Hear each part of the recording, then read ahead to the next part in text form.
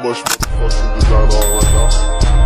Bring it down, bring it back, make it clap. I got 3 whole thoughts on the block, bitches on my line, Assalamualaikum warahmatullahi wabarakatuh. Perkenalkan, saya Nur Ikramato Sifa dari jurusan Teknik Kimia Bahan Nabati dengan nomor PP 2422013. Di sini saya akan mempresentasikan tugas kinetika reaksi, yaitu tentang space time, space velocity, dan juga residence time.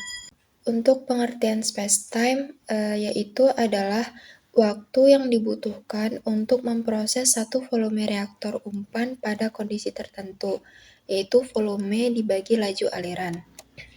Rumus spacetime sendiri yaitu spacetime sama dengan volume reaktor dibagi dengan laju alir volumetrik, di mana satuan dari volume reaktor itu meter kubik atau liter. Sedangkan satuan dari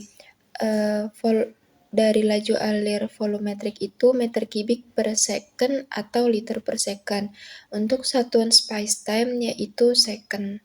Nah, untuk contoh soal dari spacetime, di sini ada sebuah gambar, yaitu gambar 2.12 dari buku Vogler edisi keempat, yaitu jika laju aliran volumetrik adalah 0,01 meter kubik per second, maka dibutuhkan waktu T untuk mencapai volume awal yang ditunjukkan oleh garis putus-putus adalah, nah di sini terlihat ada sebuah reaktor di mana pada reaktan yang untuk masuk itu terdapat volumenya sebesar 0,2 meter kubik. Nah, untuk menghitung spacetime harus diketahui terlebih dahulu volume reaktor, yaitu pada gambar terlihat 0,2 meter kubik, dan diketahui juga laju alir volumetriknya itu 0,01 meter kubik per second.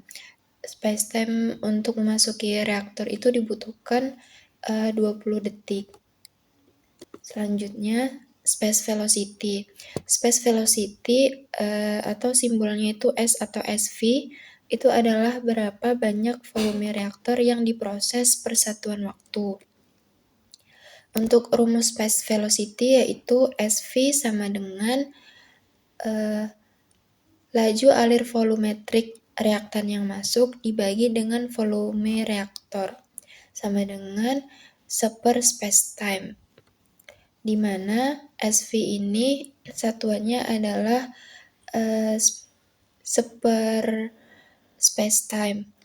Nah, untuk laju alir volumetrik itu satuannya meter kubik per second atau liter per second. Untuk satuan volume reaktor itu meter kubik atau liter. Untuk contoh soal space velocity, diketahui bahwa laju aliran volumetrik yang masuk adalah 0,002 meter kubik per second, yang dimana diketahui juga konsentrasi dan juga laju alir molarnya, yaitu untuk konsentrasi awal dia itu sebesar 0,2 mol per desimeter kubik, dan laju alir molar awalnya itu sebesar 0,4 mol per second. Yang ditanya itu hitunglah spacetime dan juga space velocity jika diketahui volume reaktor CSTR itu adalah 6,4 meter kubik. Nah, contoh soal ini juga didapat pada contoh soal dari buku Vogler. Untuk penyelesaiannya,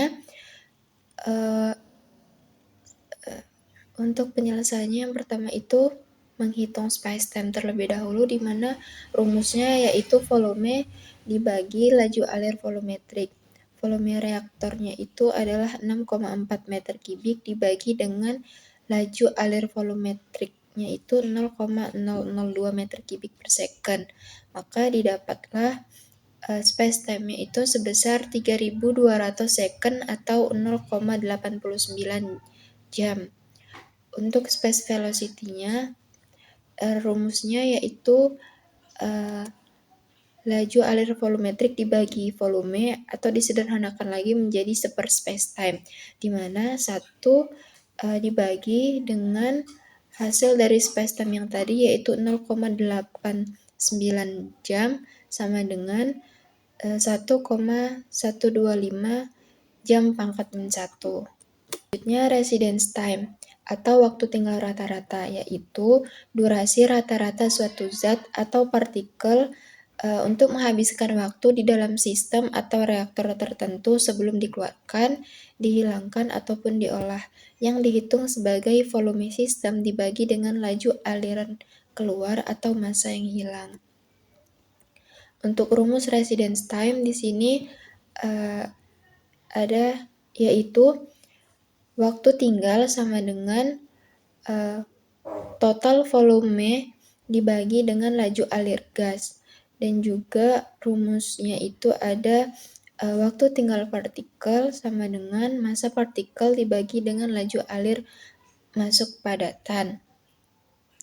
Nah, yang dimana waktu tinggal ini satuannya adalah second, waktu tinggal partikel satuannya juga second, dan satuan total volume itu satuannya meter kubik, satuan dari laju alir gas yaitu meter kubik per second, satuan dari massa partikel yaitu kilogram, dan satuan laju alir masuknya itu adalah kilogram per second. Pun contoh soal dari residence time, yaitu sebuah reaktor tangki berpengaduk atau CSTR memiliki volume sebesar 1.200 meter kubik. Nah, reaktor ini digunakan untuk menetralisir limbah asam dengan laju alir konstan itu sebesar 40 meter kubik per menit. Berapakah waktu tinggal limbah tersebut di dalam reaktor? Untuk penyelesaiannya, yaitu waktu tinggal sama dengan total volume dibagi dengan laju alir gas, di mana total volumenya tadi itu sebesar 1.200 meter kubik dibagi dengan laju alir gas yaitu 40 meter kubik per menit, maka didapatkanlah residence time-nya itu adalah 30 menit. Nah, untuk penggunaan masing-masing parameter ini, yang pertama space-time itu digunakan ketika untuk menghitung pada kondisi suhu ataupun tekanan pada umpan. Yang kedua itu untuk menunjukkan volume reaktor yang dapat diproses per satuan waktu. Nah, untuk space velocity itu penggunaannya itu bisa untuk menunjukkan seberapa cepat umpan mengalir melalui reaktor. Nilai tinggi yang berarti aliran cepat dan waktu tinggal yang pendek. Nah, untuk menentukan laju alir yang tepat untuk mencapai konversi yang diinginkan. Nah, untuk residence time, penggunaannya itu bisa untuk mengontrol waktu agar reaksi berjalan sempurna, di mana konversi adalah fungsi dari waktu tinggal. Nah, hubungan parameter dengan volume reaktor. Untuk space time pada reaktor CSTR itu karena laju reaksi itu dihitung pada kondisi konversi akhir, maka dibutuhkanlah space time yang besar yang membuat volume juga akan ikut membesar.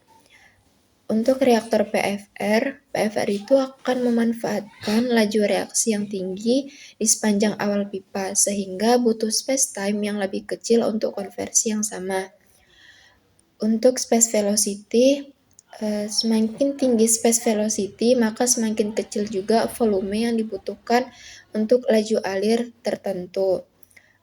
Pada reaktor PFR biasanya dapat beroperasi pada space velocity yang lebih tinggi, sedangkan reaktor CSTR dia akan tetap mempertahankan target konversinya.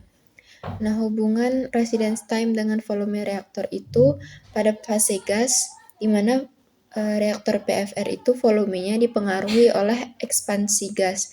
Jika volume gas itu memuai dengan waktu nyata akan lebih singkat dari space-time teoritisnya. Untuk reaktor CSTR, volumenya itu akan dipengaruhi oleh ekspansi pada titik keluar.